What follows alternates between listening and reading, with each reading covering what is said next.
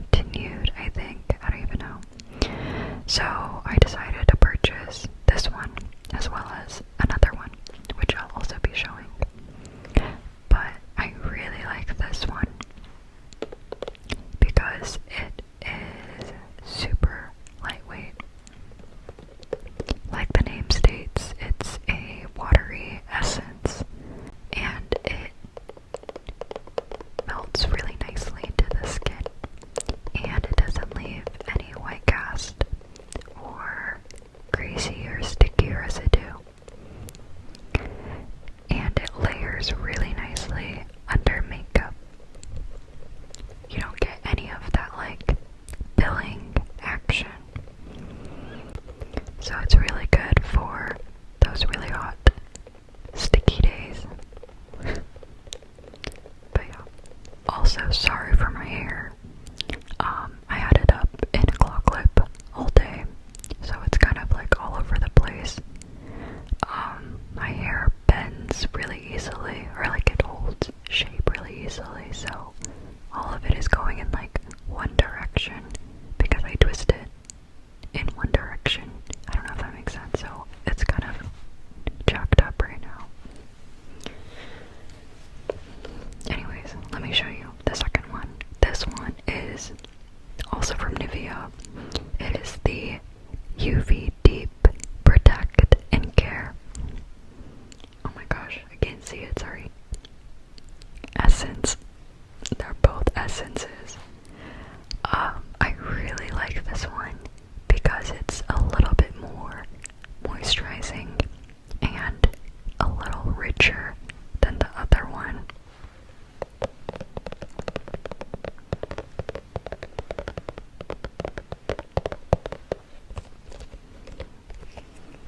It's also really cute because it's so tiny. I really like the packaging of it.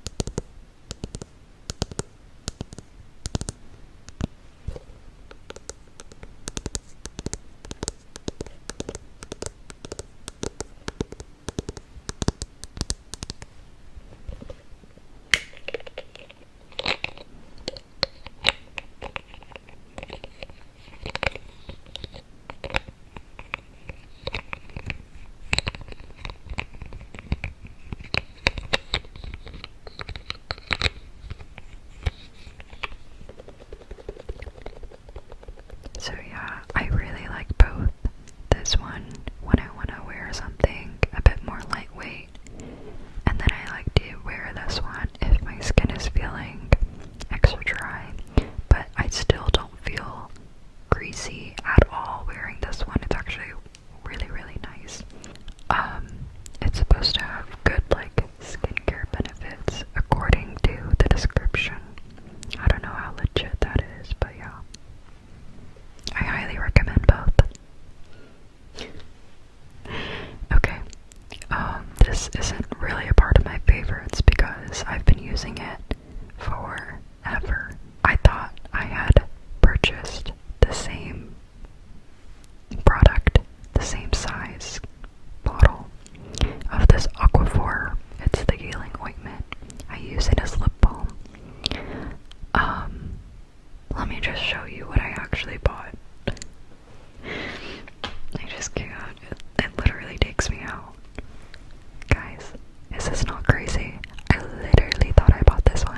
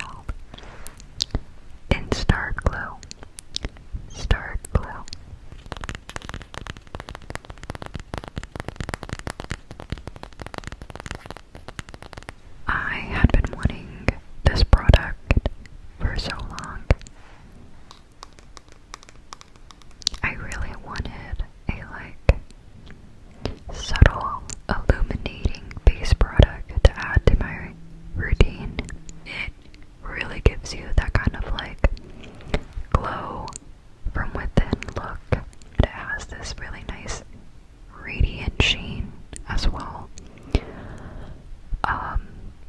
without it looking like glittery or super shimmery. It just really looks like you're glowing. But yeah, I think it just really makes your skin look extra healthy and fresh and glowy. Okay, the next product I have here is the Urban Decay Moon Dust eyeshadow in Space Cowboy.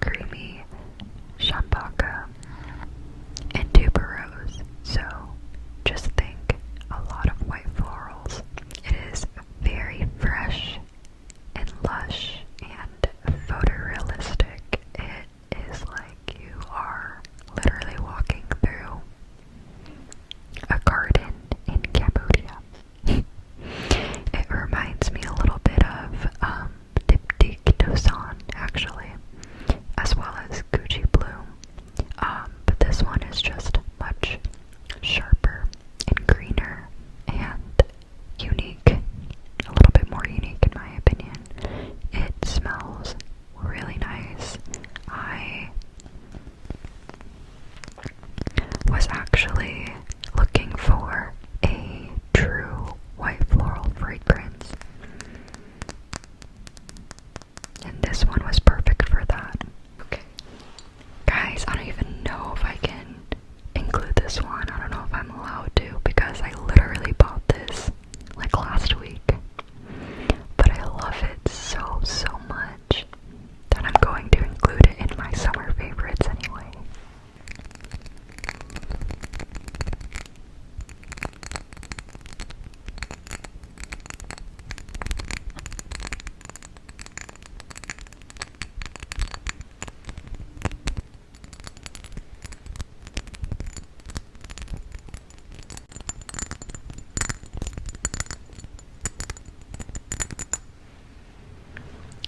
This is Mutine by Miu Miu. Miu Miu Mutine. Let me go ahead and read the notes for you. So, the top notes are wild strawberry and gardenia. The middle notes are rose, jasmine, and gardenia again. And the base notes are brown sugar accord, bourbon vanilla, amber, patchouli, and moss. When I first smelled it, my mind immediately went to Lush. This, to me, smells like a Lush store. Okay, if I had to pick like a specific product that this reminds me of, I guess it would be the Twilight Bath Bomb, and then maybe the Comforter Bubble Bar. I don't even know if they make those two products anymore. I'm sure they do. Or maybe not, I don't know. But yeah, I don't know what is in here that gives it that like soapy, fizzy, lush sparkle. But it's there, something is there. It has this very juicy, bright, fizzy opening note with the strawberry. And then it has a really, I guess, because, let me think about this. Typically, white florals, so the jasmine and gardenia in it, they tend to kind of have this almost like creamy, soapy scent to it, which is what happens in a lot of perfumes. And I'm thinking combined with the rose note, it sort of gives it that like shampoo floral tone. I don't know. But the brown sugar, vanilla, and patchouli make for a really warm and sweet, but like grounded kind of scent. Like it's not overbearing. To me at least, I can definitely see how someone might find this a little nauseating. But I don't know. I think the moss in it adds a bit of earthiness to it. It smells so, so good, guys. It's a very sweet, yummy scent. And to me, it reminds me of Burberry Her, but I feel like it's a step above Burberry Her. And then it also kind of reminds me of Yum Bougie Marshmallow by Kay Holly. Sorry, the name takes me out, like, what kind of name is that? But yeah, I am so, so happy I bought this. I love it so much. It really smells like Lush to me. If you guys get the chance to smell it, please smell it and please validate me in the comments saying it smells like Lush. I haven't really watched anyone do, I haven't really watched any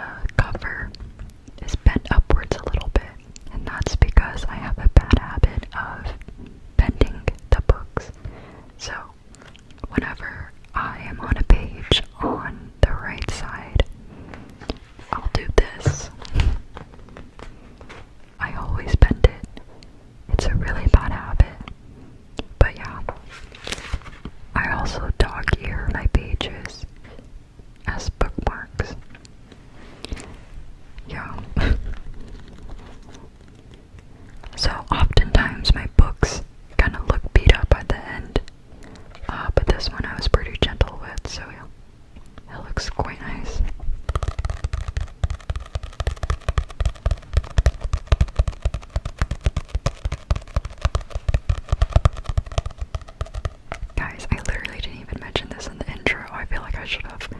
But I put up lights in my room recently. It looks kind of crazy. I know it's too much. It is too much. But honestly, I don't really care because it's kind of a vibe. If it's too much for you guys, I can turn them off in my next video. But I just think they're so cute. I really love fairy lights. So yeah, it is too much. Like, I really don't need this much. Back to the tapping.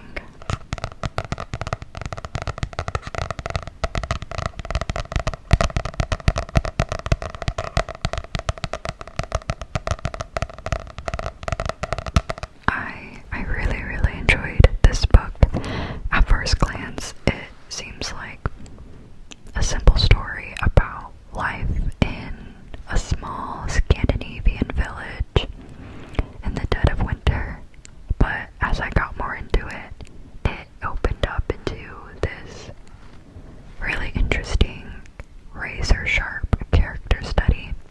What really stuck out to me from the very beginning was the setting. Jansen makes winter feel like its own character in a way. It's cold, isolating, and relentless, and that sort of backdrop gives everything this strange and unnerving intensity, as though the season itself is watching the story unfold. The village, it feels emptied out and muffled so that every silence between the two main characters sort of reverberates.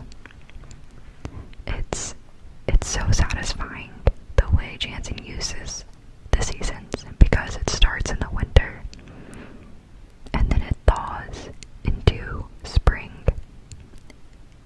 and that sort of rhythm mimics the story itself as it progresses. It's a very nice touch. So at the heart of the book, we have two main characters,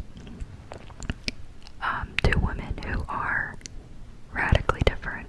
So we have Anna, who is a children's books illustrator, and she is very successful. She is gentle, interesting, and a little bit naive, and she lives in this big empty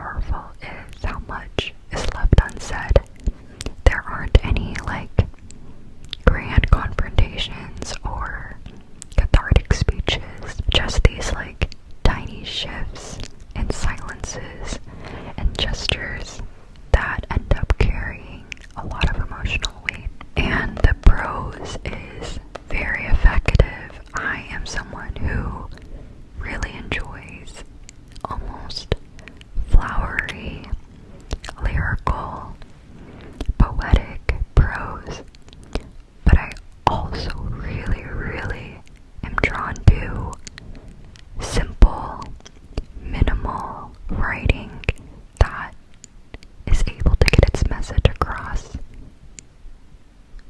without using very flowery language. I guess it's kind of like the opposite of what I like. But there's just something that is so clever about that. And this book does it really well. The prose is spare and taut and precise, and that sort of restraint in the writing can feel a bit icy, I guess, but underneath it there's this turbulence that is emotional and psychological that you only glimpse in flashes. And to me, that sort of writing is just so satisfying and very effective. It's not necessarily about deception or truth, but rather it's sort of that mysterious space in between, and it explores how people adapt to survive and how relationships shift when we're forced to really see each other. By the end, you're not really left with neat, clean-cut answers, but you are left with this sense that something has changed and that growth is possible, even if it's this sort of like muted, tentative growth that is similar to the first stirrings of spring under melted snow. So again, the way Jansen illustrates that with the progression of the seasons, it just really aligns with the story and kind of brings everything to life at the end. Okay, the next thing that I wanted to talk about is the music that I liked listening to this summer. So I have my top 5 songs of the summer. They're not in any particular order, but the first one is Yukon by Justin Bieber. I actually haven't even listened to the entire album yet, and I honestly I don't really plan on listening to it. But I really like Yukon. I think everyone likes Yukon, right? The second song is I Wonder Why by West 22nd. And this song was on my Discover Weekly, and when I looked at their page, they only had about 250,000 followers at the time. But I'm pretty sure that's gone up. I mean, if it was on my Discover Weekly, I'm sure it was on other people's, so. But it's a really good song. I was very, pleased when I heard it, because sometimes my Discover Weekly can be a hit or miss. But I do get a lot of great new finds from my Discover Weeklies. It's a beautiful song, and I love the strings in it. I love when there are strings in songs. The third song is Soft Spot by Keshi. Guys, I know I'm like a year late. I always do this whenever there is a super popular song at the time of its release. I don't care for it, or I'm opposed to listening to it because it's so popular. But then fast forward 1 to 5 years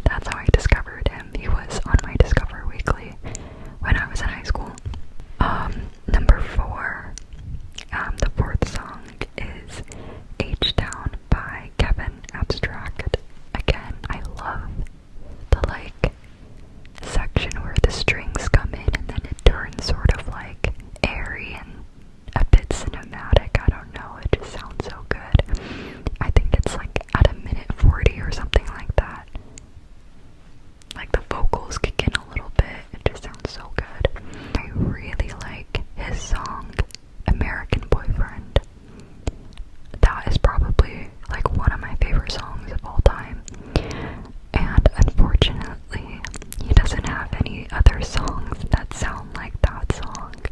And then the fifth song I have is I Need Meds by Lil Yachty.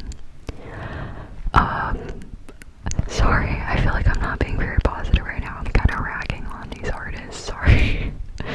But Lil Yachty, he's a hit or miss for me. But yeah, I like the song. It sounds good in the car.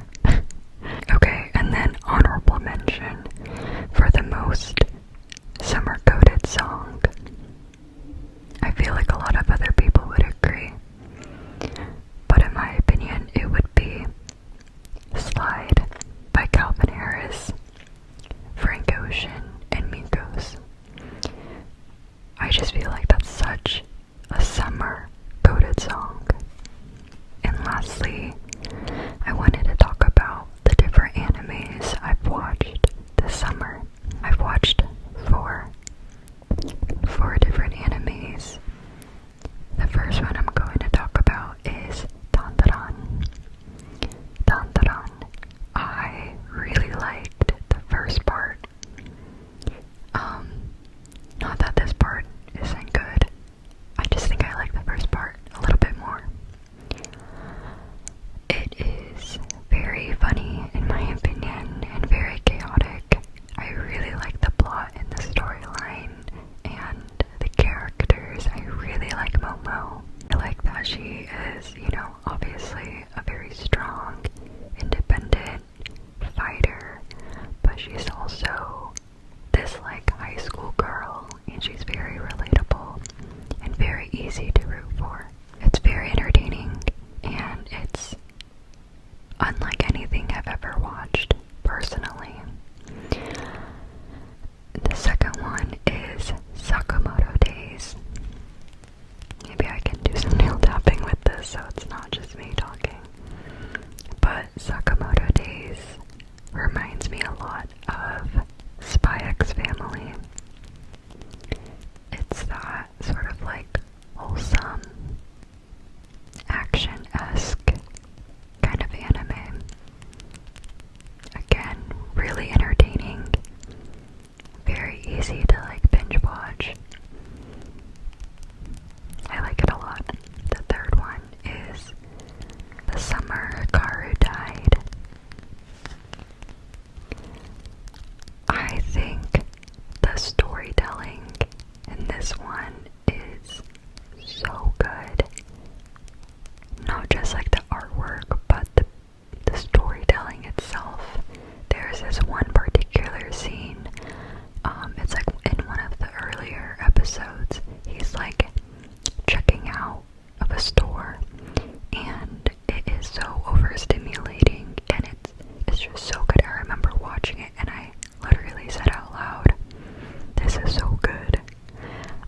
It's very creepy and unsettling and eerie. It's not scary or anything, but it's very beautiful at the same time, and it's quite emotional in my opinion. Yeah, I still have a few more episodes left until I'm caught up. Did it already end? I don't know. But I really like it. And then the last one is The Fragrant Flower, Blooms with Dignity. And this one is just so freaking cute. The storyline is very sweet and sincere, and I actually